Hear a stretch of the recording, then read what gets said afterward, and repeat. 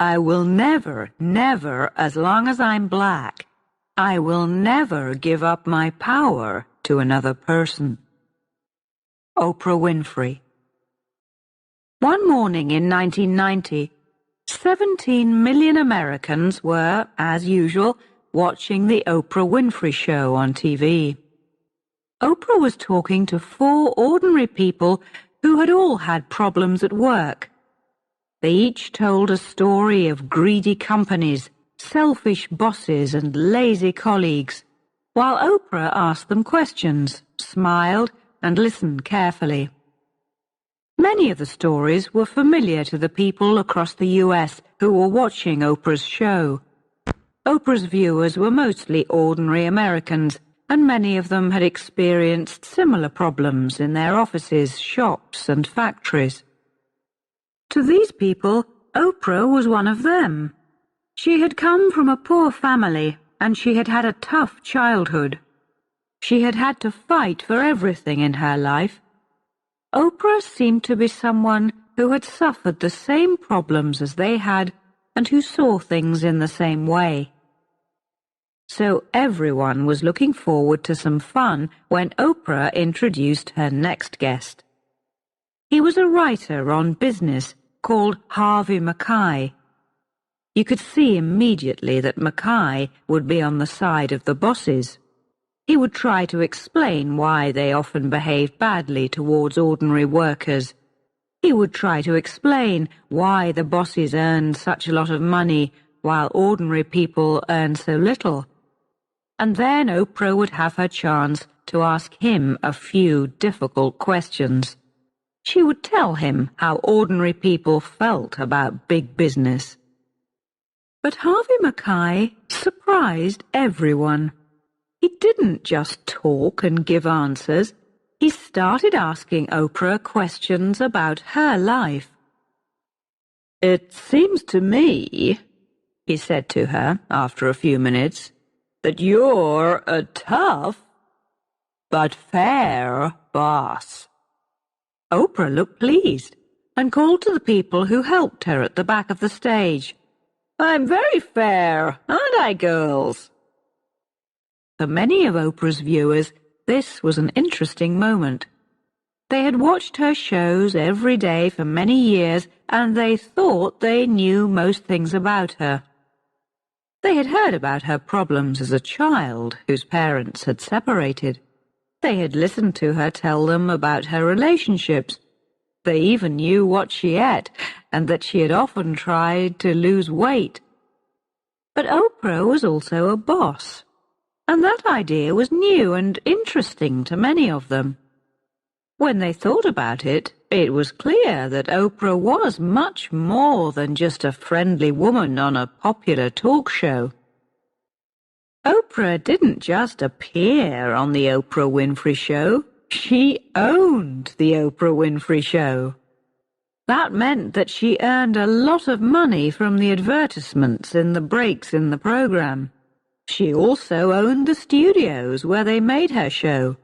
It was one of the best TV production centers in the US, and it had cost around $20 million. In fact, her company, Harpo Productions, gave Oprah control over her life and over the lives of many other people. In the entertainment business, Oprah's love of control was famous. Although she was very busy, she signed every check for her company, so she always knew exactly how every cent was spent. It was perhaps strange that Oprah had become so interested in controlling her life. She had started in talk shows because she was so out of control. Her first jobs were as a newsreader for small radio and TV stations in the south of the US in the early 1970s.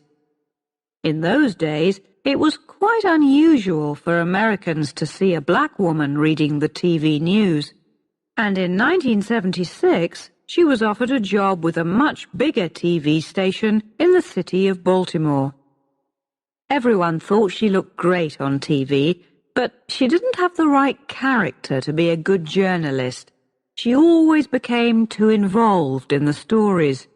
When stories were sad, she sometimes started to cry. When the stories were happy, she was clearly happy too. "This is crazy," her bosses said. "We have to find this woman another job." At the time, the TV station wanted to introduce a morning talk show. This would give the people of Baltimore a chance to appear on TV and discuss their opinions. The show was called People Are Talking. As Oprah clearly understood people so well, perhaps she would be the right person to present this program. It could be a much better use of her skills than reading the news. Many TV interviewers prepare questions before an interview and then don't really listen to the answers of their guests during the show. But Oprah was very different. She was always interested in what people said. She had real conversations with the people that she interviewed. Soon, her bosses in Baltimore realized that Oprah was a star. Oprah's show was so successful that after a few years, TV bosses in other parts of the country started to notice her. In 1983, a big TV station in Chicago asked her to present their morning talk show, AM Chicago. They offered her a 4-year contract and said that they would pay her $200,000 a year. It was a lot of money, but Oprah was worried about moving to Chicago. She didn't need to be, because when she arrived there, she immediately felt at home. "Just walking down the street, I knew I belonged there," she said. And the people of Chicago also felt that she belonged to them.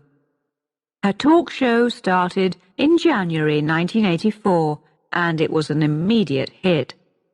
People loved her direct, personal style of interviewing, and within a few months, her program was the most popular morning show in the city.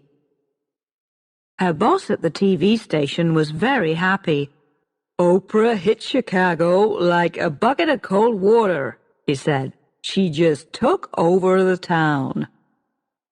Oprah was a star in one of the biggest cities in the U.S., but she now wanted to become a national star. Her opportunity came when she got a call from Steven Spielberg. Spielberg was one of the most important people in the Hollywood film industry. He had made several successful films, including E.T. He now wanted to make a film of a book by the Black American writer Alice Walker called The Color Purple. "Would you like to play a part in the film?" he asked her. Oprah couldn't refuse.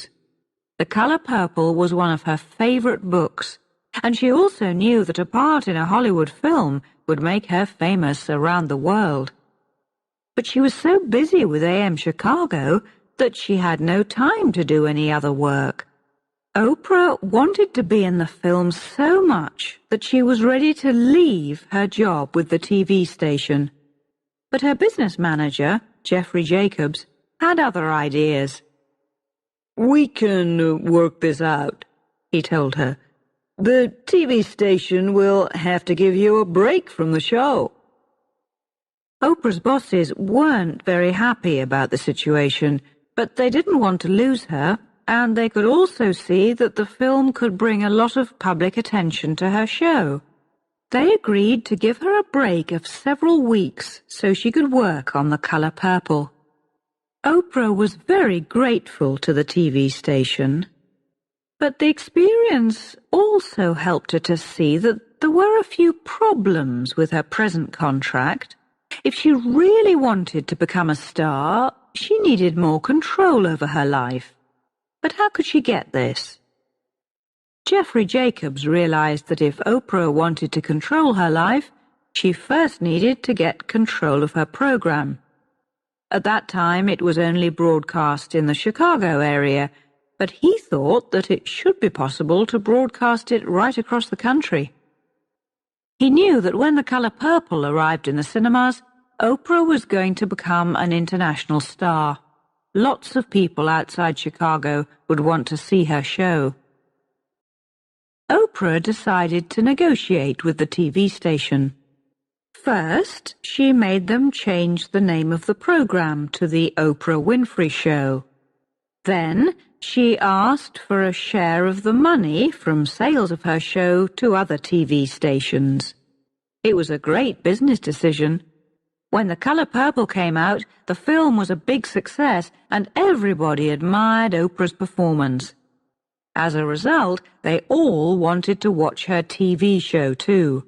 138 TV stations across the U.S. bought The Oprah Winfrey Show, and suddenly her earnings jumped from $200,000 a year to $30 million a year. Oprah's decision had made her rich, and it had also taught her an important lesson. Control was the key to success.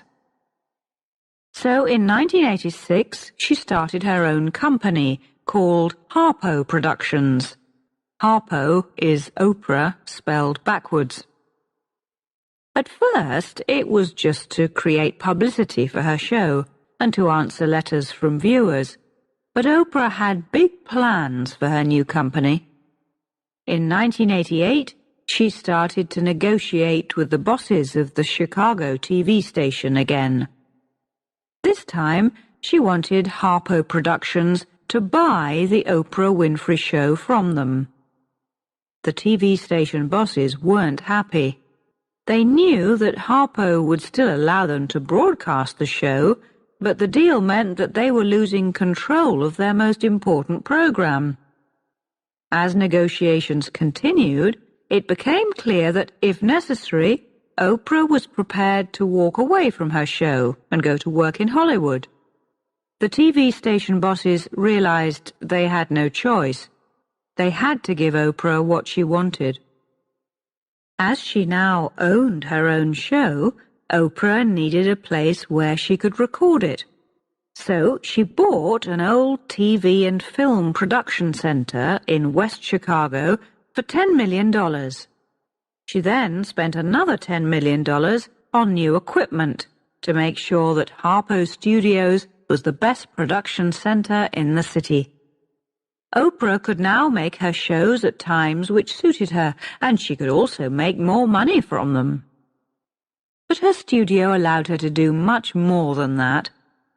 In 1988, Harpo Productions started making other programs for TV, like The Women of Brewster Place. And soon, other companies were using Harpo Studios to make advertisements, films, and TV shows. In the 1990s, Oprah's business continued to expand in many different areas of the entertainment industry. Ordinary people, especially American women, trust her and understand her ideas and beliefs. They see her as an honest person from a tough background who has fought for her success.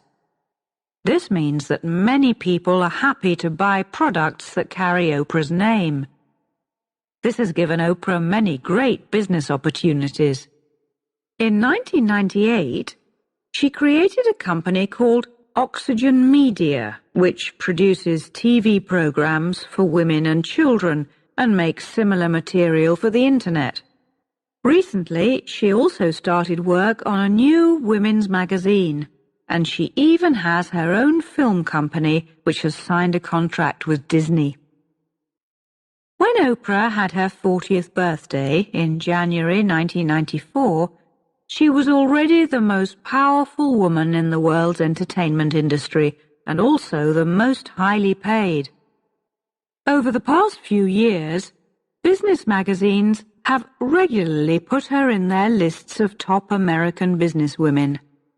At the same time, the Oprah Winfrey Show has continued to be as successful as ever, not just in the US, but also in many other countries around the world. Because Oprah is now in control of her life, she has also found time to act in several more Hollywood films. And as her business has grown, Oprah has become richer and richer.